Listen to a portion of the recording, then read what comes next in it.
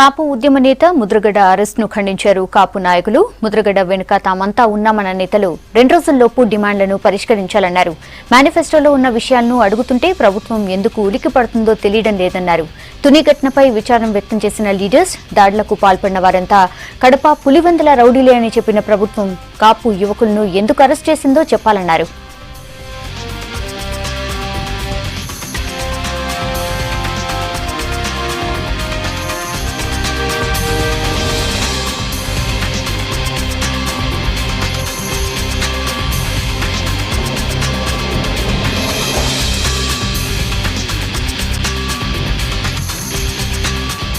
పద్మనాభం గారు చేస్తున్న దీక్షలో 5వ రోజుకి దాటేసరికి ఆయన ఆరోగ్యం చాలా ప్రమాదకరంగా మారిన తరుణంలో ఆయన్ని దక్కించుకోలేమేమో.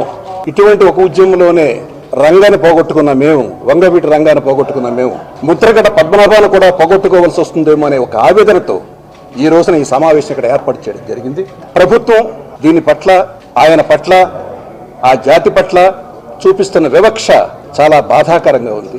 ఎందుకంటే ఇది ఒక సామాజిక సమస్యను దాన్ని ఒక టెర్రరిస్ట్ సమస్యగా దీన్ని భావించి ప్రభుత్వం తీసుకుంటున్న విధానం, మీడియాని కట్ చేసి ఎవరు కాపు సోదరిమణులు ఎవరు బయటకు వచ్చినా వాళ్ళని అరెస్టులు చేయడం, సాయంకాలం వరకు పోలీస్ స్టేషన్లో పెట్టడం, ఇది ఎక్కడ బహుశా మన ఆంధ్రప్రదేశ్లో ఉన్నామా, ఇండియాలో ఉన్నామా, పాకిస్తాన్లో ఉన్నామా అనే వాతావరణం ఈస్ట్ గోదావరి, పశ్చిమ గోదావరిలో కల్పించడం ప్రభుత్వం చాలా బాధాకరం.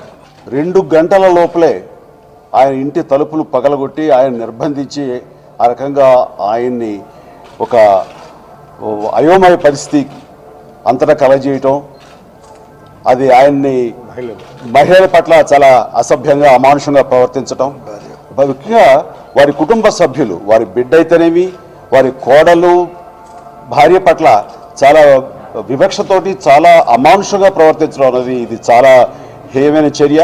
మేము చాలా తీవ్రంగా అందరం కలిసికట్టుగా దీన్ని గ్రహిస్తున్నాం. ఈ పరిస్థితులు రావడం చాలా దురదృష్టకరం. ఇందులో ఆయన చేసిన ఎక్స్ట్రా డిమాండ్ ఏమిటి? అడగకూడదు ఏమి అడిగారు కనుక, మీరు మేనిఫెస్టోలో ఏం పెట్టారో, ఏమి చేస్తామని హామీలు ఇచ్చారో, ఎన్నికల సమయంలో ఏ ఎన్నికల కమిషన్కి మీరు ఎఫిడవిట్ సమర్పించారో అవి మాత్రమే ఆయన అడుగుతారు చేయమని తీవ్రంగా అడిగారు.